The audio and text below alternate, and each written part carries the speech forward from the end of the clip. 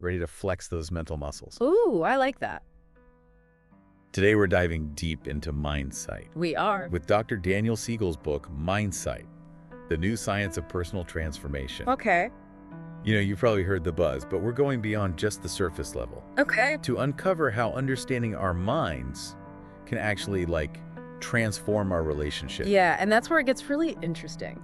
Right. Siegel isn't just talking about self-awareness. He's really talking about building a mental muscle, Okay. one that lets you understand your own mind and deeply connect with the minds of others. Okay, so a 2-for-1 deal on personal growth. I'm already intrigued. But how does this Mindsight thing actually work? Right. Is it just wishful thinking? Yeah. Or is there, real science behind it? Well, Siegel backs it up with some fascinating neuroscience. Okay. He dives into the interconnectedness of our minds, brains, and relationships. It's what he calls the mind-brain relationships triangle. Each part of the triangle is constantly shaping and influencing the others. So it's not just all in our heads then. Right. Our relationships, they actually have a physical impact on our brains. Absolutely, yeah. Take the case of Barbara, a patient who experienced damage to her prefrontal cortex. Okay. So think of the prefrontal cortex like the CEO of your brain, Okay. responsible for making decisions, planning for the future, navigating those social situations. Okay, so that makes sense. The prefrontal cortex, it's essential for all sorts of higher level thinking. But how does that relate to Mindsight? Well, in Barbara's case, the damage to her prefrontal cortex specifically impacted her ability to connect emotionally with her loved ones. Oh, wow. Her relationships suffered tremendously, Yeah. highlighting just how crucial this part of the brain is for building and maintaining healthy connections. That's a powerful example of the mind-brain connection in action. But does that mean our brains are set in stone? Or can we actually change these neural pathways through our experiences? That's the exciting part. Siegel argues that positive relationships, especially in those crucial early years, can actually strengthen the neural circuits associated with Mindsight. So a loving, supportive upbringing can actually wire your brain for healthier relationships later in life. That's encouraging. It is. However, there are some common misconceptions about Mindsight that we need to address. Okay. Some people hear understanding your mind, and they worry it'll lead to becoming self-absorbed, Right. trapped in their own heads. Yeah, I could see how that might be a concern. Oh, great, now I'm going to be that person, analyzing every thought and feeling. So how do we avoid that? Right, and that's where Siegel makes a critical distinction. He argues that understanding your mind actually allows you to become less self-absorbed and more present for others. Okay, now unpack that for me. Yeah. How does understanding your own mind make you less self-absorbed? Okay, so think of it this way. When you understand your own thoughts and feelings, you're less likely to be controlled by them. You can observe them without judgment, which frees you up to be more present and empathetic towards others. That makes a lot of sense. It's like once you understand your internal landscape, you have more space to consider the landscapes of others. Precisely. Siegel uses a great analogy to illustrate this point. Imagine a teacher who's afraid to have students reflect on their own minds, fearing it would be like opening Pandora's box. Yikes, that sounds a little dramatic, right? This- Unleashing all the evils of the world. Right. But Siegel's point is that if we approach our minds with curiosity and respect instead of fear, we can learn from our experiences and use them for positive transformation. So it's about befriending our inner world, not being afraid of it. But how do we actually do that? Is Mindsight something we're born with, or is it a skill we can develop? That's a great question, and thankfully Siegel says Mindsight is a skill that can be honed with practice, Okay. just like learning to play an instrument or speak a new language. Phew, that's a relief. Mhm. I was starting to worry I'd miss my window to become a Mindsight master. But if it's a skill, how do we actually get better at it? What does practicing Mindsight even look like? It all starts with understanding the crucial role memory plays in shaping our present experiences. Right? Remember the hippocampus? Uh-huh. The part of the brain responsible for memory formation? Yes. Well, it turns out this area is a key player in developing Mindsight. So our memories play a role in developing Mindsight. Tell me more about that. The hippocampus doesn't just store memories. It helps weave our experiences into a coherent life narrative. That self-understanding, knowing how our past experiences have shaped our present way of thinking and feeling, Right. that's crucial for building Mindsight. And how does understanding our past in this way actually change how we show up in the present? That's where it gets really interesting. Okay. As we become more aware of those patterns from our past, we can start to make conscious choices about how we respond in different situations. Right. It's like we're upgrading our operating system to be more flexible and adaptable. I like the sound of that. A mental makeover. So we're not just reacting on autopilot anymore. We're choosing our responses with more awareness. Exactly. And Siegel delves even deeper into the neuroscience behind this, Okay. explaining how specific areas in the prefrontal cortex are responsible for things like emotional balance, empathy, even intuition. So there's a scientific basis for these qualities that we often associate with goodness or strong character. Precisely. And here's the truly empowering part. These areas can be strengthened with practice. Okay. Just like lifting weights builds stronger muscles, practicing Mindsight, engaging in activities that cultivate self-awareness, empathy, and compassion. Right.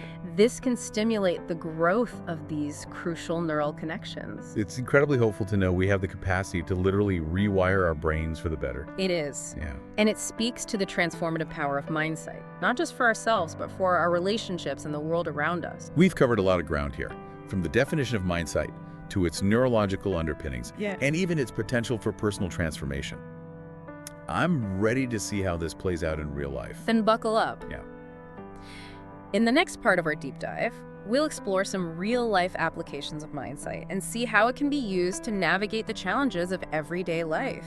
All right, so let's get down to like the brass tacks. Yeah. How does Mindsight actually play out in the real world? Yeah. Like, there's one thing to talk about rewiring our brains, but how does that translate into navigating like the ups and downs of everyday life? Right. That's where Siegel's examples really bring it home. Okay. He introduces us to people like Jonathan, Okay. a teenager who felt like he was on an emotional roller coaster. Oh, I remember those days. Right. Yeah. Constantly battling like intense feelings. Big emotions. Yeah. Very little instruction manual on how to handle them. Exactly. And that's where Mindsight comes in. Okay. Jonathan's story, it beautifully illustrates how instead of getting swept away by those feelings, Right. anger, sadness, anxiety, Yeah. Mindsight, it teaches you to observe them without judgment, Okay. creating a space to choose your response. So instead of thinking, I am angry, you might notice, okay, I'm experiencing anger right now. Yeah. Does that subtle shift in perspective really make a difference? It can be transformative. Okay. It's about creating space between you and the emotion, giving you the power to choose how you respond, rather than just reacting on autopilot. Right. Siegel suggests practices like mindfulness meditation Uh-huh. can be incredibly powerful for strengthening this hub of awareness in the mind. Like building a mental muscle to ride those emotional waves instead of getting tossed around by them. I like it. But what about the physical sensations that come with strong emotions? Yeah. You know, the racing heart, the pit in your stomach. Right. Can Mindsight help with those too? It absolutely can, and it's not always easy. Okay. Siegel tells the story of Anne, Okay. who, because of past trauma, avoided any kind of bodily sensations. It was too overwhelming. Wow, that sounds incredibly difficult to be so disconnected from your own body. It was a daily struggle. Yeah. But Anne's journey shows us how Mindsight can help us heal our relationship with our physical selves. Okay. It's about gently approaching those sensations Yeah. with curiosity and compassion Yeah. instead of fear and resistance. So turning towards those feelings instead of turning away, that takes courage. It does. Yeah. And this process of integration, bringing those fragmented experiences into a coherent whole, is key for healing from trauma, which can often leave us feeling scattered and disconnected. Right. Siegel shares Bruce's story to illustrate this point. Okay. Bruce, a Vietnam War veteran, was plagued by intense PTSD flashbacks. Those flashbacks can be so debilitating, like reliving the trauma over and over again. They can feel inescapable. Yeah. And for Bruce, those unintegrated memories, they were hijacking his mind, Right. keeping him trapped in the past. But here's where Mindsight offers a lifeline. It helps process those traumatic memories, moving them from implicit to explicit memory. Okay, hold on a second. Implicit and explicit memory, it's like we're back in Psych 101. Can you break that down for me? Of course. Think of implicit memories as those unconscious emotional memories often tied to our senses. Okay. Like a smell that triggers a vivid childhood memory, Yay. even if you can't quite place why. Yeah. Those are implicit memories at work. Okay, I'm with you. So those are implicit. What about explicit memories? Those are the memories we can consciously recall and describe.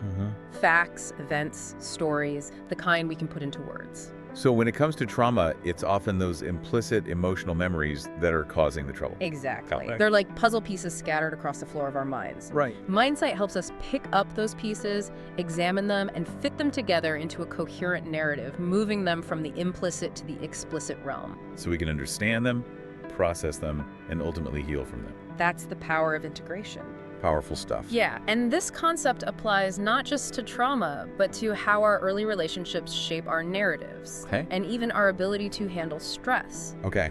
Siegel uses the Adult Attachment Interview, or AAI, to highlight this. Wait, there's a test for that. Right. Tell me more about this AAI. It's not a test exactly, but Okay. a structured interview that explores how you've made sense of your early relationships with caregivers. Okay. It reveals a lot about your attachment style, Okay. which influences your relationship patterns in adulthood. So if I had a rocky relationship with my parents, that could be affecting my romantic relationships now. It can have a significant influence. Wow. It's like a subconscious blueprint we carry with us. But here's the good news. Okay. Siegel argues that by understanding our attachment styles, those ingrained patterns we develop early on, Right. we can work towards what he calls earned security through Mindsight. So even if we didn't have the most secure upbringing, we can still learn to have healthier, more fulfilling relationships. Absolutely. And a key part of that is understanding that we all have multiple self-states. Okay. Those different parts of ourselves driven by different motivation. Like the work me, the parent me, the let's have fun me. Exactly. Okay. Mindsight helps us recognize and integrate these different states. Okay. Accepting our multiplicity instead of seeing it as some sort of internal battle. So instead of feeling like we have to choose one version of ourselves, we can learn to embrace all those different aspects and bring them into harmony. That's the goal. Okay. And this integration allows us to show up more authentically in our relationships. That makes a lot of sense. Yeah. But relationships aren't always easy, are they? Right. How does Mindsight help us navigate those inevitable conflicts that arise? Right. It equips us with the tools for understanding, empathy, and repair. Okay. Siegel describes a couple, Denise and Peter, Okay. who were constantly locking horns. Oh, headed for Splitsville. It wasn't looking good. Yeah. They were stuck in a cycle of reactivity, each triggered by the other's behavior, but through Mindsight, they learned to understand their individual triggers and communication patterns. So they could start to see things from each other's perspective. Exactly. It allowed for greater empathy, which led to more productive communication and a stronger sense of connection. So it's not just about like me and you anymore, but about us. Precisely. And this concept of we states is one of the most powerful aspects of Mindsight. Okay. It's about understanding that our relationships are not just about two individuals interacting, but about creating a shared experience. Right. But Siegel takes this a step further. Okay. He introduces this idea of Mindsight as a seventh sense. Hold on. I thought we only had 5 senses. Sight, smell, taste, touch, hearing. Yeah. What's this about a 7th sense? Don't tell me I've been missing out on superpowers all these years. Not quite superpowers, Okay. but just as powerful. Yeah. He's speaking metaphorically, of course. Okay. He is referring to our ability to sense our internal world and its impact on our thoughts, feelings, and actions. So being aware of how our thoughts and emotions influence our behavior. Exactly. Okay. And this seventh sense allows us to hit the pause button before we say or do something we might regret. That pause button is crucial, especially when it comes to managing anxiety. Yeah. Doesn't Siegel talk about this through the story of Sandy? Yes. Sandy, who is struggling with OCD, Right. highlights how Mindsight can help us accept the limits of our control. Easier said than done, right? Yeah. Especially when your mind is racing with anxious thoughts, trying to control everything. You're telling me. But Siegel suggests that by befriending our inner checker, that voice in our head that's always on high alert, Right, yeah. looking for danger, we can actually manage that anxiety and find a balance between safety and flexibility. So it's not about silencing that voice, but about understanding it, working with it. Yes, it's about recognizing that our need for connection and comfort is just as important as our need for safety and control. It's about finding that balance, that sweet spot, where we can feel secure without shutting ourselves off from the world, which can be a tough balance to strike, especially when life throws curveballs our way. It can be incredibly challenging, and Siegel reminds us that life is inherently unpredictable. He tells a powerful story about his friend Angela. Who was diagnosed with a serious illness. That throws even the most grounded person for a loop. How did she handle that? Well, Siegel, being a doctor, he immediately wanted to find the best specialist, the most cutting-edge treatment. Right, of course. But Angela chose to stay with her current medical team, even though they might not have been the most renowned. Interesting. Why is that? It came down to comfort and connection. Okay. She felt safe and heard by her team. It was a powerful reminder that sometimes the logical choice isn't always the most healing one. There's that balance again. Logic versus emotion control versus letting go. It seems like Mindsight helps us navigate all those tensions. It does. And it reminds us that our need for connection is as essential as our need for safety. But there's another layer to this. Okay. Siegel suggests that this need for connection, it extends beyond our personal relationships. Okay, now you're gonna have to explain that one. He argues that our true selves, they extend beyond the boundaries of our individual bodies. Okay. We are all part of a larger interconnected web of life. He calls this the living organism. I love that visual. So it's like that saying, we're all connected, but Siegel is saying those connections aren't just some feel-good metaphor. Yeah. They're vital for our well-being. Precisely. And these connections are what make life worth living. They're the source of joy, love, compassion, and meaning. And Mindsight helps us tap into that interconnectedness. So we're not just talking about individual growth anymore. Mindsight becomes a pathway to a more compassionate and interconnected world. Exactly. And that's where it gets truly exciting. Okay. Siegel argues that when we understand our own minds and connect with others from this deeper place of awareness, Right. we cultivate compassion and understanding on a much larger scale. So Mindsight isn't just about fixing our own little worlds. It has the potential to ripple outwards. Precisely. Remember how Siegel talks about those automatic primal reactions our brains have to perceived threats? Right. How we instinctively categorize people as either like me or not like me. And that us versus them mentality, Yeah. it's hardwired into us, right? It is.